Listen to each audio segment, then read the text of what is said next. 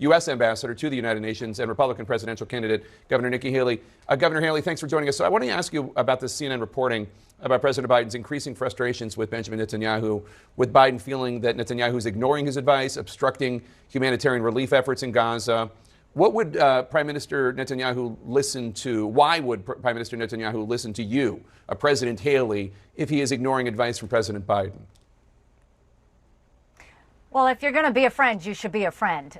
What you shouldn't do is go sit there and put conditions on a friend who's been brought to her knees. Israel went through a tragic situation October 7th, and Biden said that he was going to support him. And yet all he's done is try and lecture them and dictate and tell them what to do. We didn't want anybody to tell us what to do after 9/11. We knew exactly what we needed to do, and we knew exactly what we wanted to do to make sure that evil never happened again.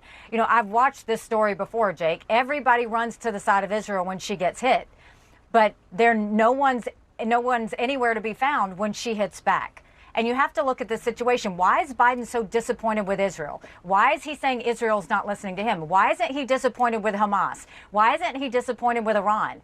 If you're sitting there and worried about what's happening to the people in Gaza, as we all are, why isn't the first question, why isn't Egypt taking them? Why isn't Turkey taking them? Why isn't Qatar taking them? If you're meeting, with the leaders of Jordan, why aren't Jordan taking them? Why is it Israel's problem to deal with that? You know why none of the Arab countries are taking them? Is because they don't know which ones are Hamas and which ones aren't. And they don't want to take that threat on themselves. So why would you ask Israel to take that threat on? It's unfair. It's not wise. Let Israel finish the job.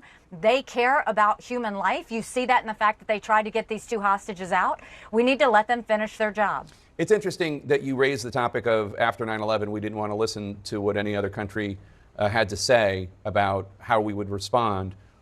But just philosophically, shouldn't we have? I mean, it's hard to look at what the United States did in terms of Iraq and then, of course, the 20-year war in Afghanistan and not think that we could have taken some advice. I wasn't planning on asking this question, but, no. But philosophically, what do you think? So I'm not talking about Iraq or Afghanistan. What I'm talking about is the emotions we felt after that, is understand that we were deeply wounded. We were deeply angry. And all we wanted to do was to make sure that we made a wrong right. That's how Israel feels right now. So first, understand that they're hurt and they're bruised and they're broken. Second, understand that Hamas has said that when they get the chance, they're going to do this to Israel again. And so Israel's biggest concern is how do they protect the Israeli people from this ever happening again? Biden needs to understand that if he expects Israel to listen to them. Instead, he's lecturing them. That's not the way you're going to get Israel to listen. You have to look at what Israel's top agenda is. It's to protect the Israeli people. Biden has to show that what he's asking them to do will protect the Israeli people, and he should want that for them. Instead, he's so focused on the people in Gaza, yet he hasn't gone to any of the regional friends to say, why aren't you doing anything to get Hamas to stand down? Why aren't you doing anything to get Iran to stop? Let's not forget, Iran is at the center of all of this. Why has Joe Biden not put sanctions back down on Iran fully? He's yet to do that. That's what he should be focused on, not on sitting there telling Israel what to do. So Donald Trump, as you know, over the weekend suggested that he would tell Russia to do whatever the hell they want to any NATO member that doesn't spend sufficient on defense spending, which is part of the NATO agreement. A number of Republicans have come out and backed Trump's comments today. I'm not sure if you saw yesterday, Senator Marco Rubio saying that, look, Donald Trump doesn't talk the way somebody who's a member of the Council on Foreign Relations talks, but he was just talking about getting these other NATO countries to start pulling their weight. Why do you think so many Republicans have downplayed this and you have found it alarming? Well, first of all, in the administration, he talked many times about getting out of NATO, behind closed doors and publicly. So that's just a fact. But the idea that he would side with a thug, the idea that Trump is saying that not only is he not going to defend our allies, who were with us after 9/11, by the way, but that he's also going to tell Putin to go ahead and encourage him to invade them is unthinkable. The idea that he is siding with a man who kills his opponents, the idea that he's siding with Putin, who's holding Evan Gersovich just for doing his job, the idea that he would side with a man who has made it very clear that he wants to defeat America. One, as personally, as the wife of a combat veteran, that's the last thing you want to hear from someone who wants to be commander in chief, because that means he's not going to watch out for the men and women in the military. Secondly, that means he's not going to watch out for our friends. Do the NATO countries need to pay more? Yes, we should always push them to carry their weight. But at the same time, understand NATO is a success story. For 75 years, we haven't had war there. And more than that, Russia is completely intimidated by NATO. They've never invaded a NATO country. They've always invaded those that are not in NATO. Georgia, Ukraine, Moldova, those are the ones they've invaded. So not only is Russia intimidated by NATO, China's intimidated by NATO. So why would you go and put our allies and our military in harm's way by saying something so careless? It's what happens when he gets off the teleprompter for 2 minutes. He becomes unhinged, he becomes undisciplined, and he goes and he starts to say these wacky things. That's what scares everybody about him. You noted that you are a Blue Star wife. Your husband, Michael, is a major with the South Carolina Army National Guard, currently deployed in the Horn of Africa. In those remarks on Saturday, President Trump also questioned your husband's whereabouts as part of his campaign speech. I want to play that, too. Where's her husband? Oh, he's away.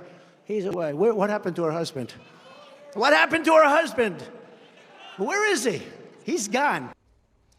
Your husband apparently had access to Twitter. He responded on social media, posting a meme that reads, "The difference between humans and animals. Animals would never allow the dumbest ones to lead the pack." At least I assume that's a response. Why do you think this is what Donald Trump is choosing to focus on right now? And were you surprised of the cheering from the South Carolina audience for a smearing of a South Carolina service member? I mean, the first thing I'll say is it's disgusting. And let's take it and move me and Michael out of it. If you're going to go and criticize a combat veteran, you criticize one veteran, you're criticizing all of them. But this continues to be a pattern of what he's doing. Whether he's sitting there calling them suckers, whether he's in Arlington Cemetery saying, why would they do this? Not understanding that, no, my husband is not with me in a presidential campaign because he's serving our country. I'm incredibly proud of him and every man and woman that serve for our country and are willing to shed blood for our country. But the idea that he thinks that you can talk about this so carelessly is a problem. Because if you don't understand that it's their shoulders we stand on, if you don't understand that everybody knows someone who has either lost their life or served this country in a way that's allowed us to keep our freedoms, that is not someone who deserves to be commander-in-chief. Because if you don't respect our military, how should we think you're going to respect them when it comes to times of war and prevent war and keep them from going? It's just, it was awful. Everything about it was awful. Everyone should condemn it. This isn't anything partisan. If you don't have respect for our military and our veterans, God help us all if that's the case. So I first became aware of how he talks about service members with whom he might disagree or service members whose sacrifice he doesn't understand. Back in 2015, when he said that John McCain wasn't a war hero because he was captured. He prefers people who weren't captured. And it became very clear that this is just how he, I mean, I was shocked by it because obviously I grew up with Reagan as president, but I was shocked that the Republican Party rallied around him and he became the nominee, even though he talked that way about a genuine war hero who was a POW for 5.5 years, who could have left early but didn't because that wasn't the honorable thing to do. But you went to work for him. Now, I understand a lot of patriotic Americans went to work for Trump hoping to be ballast in the ship and keep things steady for the United States of America. But you did go work for him after he made comments like this about other veterans. Can you just explain that decision? Were you just trying to do what was right for the country? Like, how did you wrap your brain around it? Well, I think at first when he said things, in 2015, you didn't know whether it was a slip of the tongue or whether this is who he was. I was proud to serve America in his administration. That's who I worked for, is the people of America. And to serve in his administration, I was proud to do that. There were many times that I said to him that he was his own worst enemy. There are many times when I picked up the phone or I showed up in his office and told him that something he was doing was not right. I always told him the truth. I always spoke up for what I thought a strong America should be. And quite honestly, he always listened to me and he was very respectful because he knew I said the truth and he knew that I was looking out for America.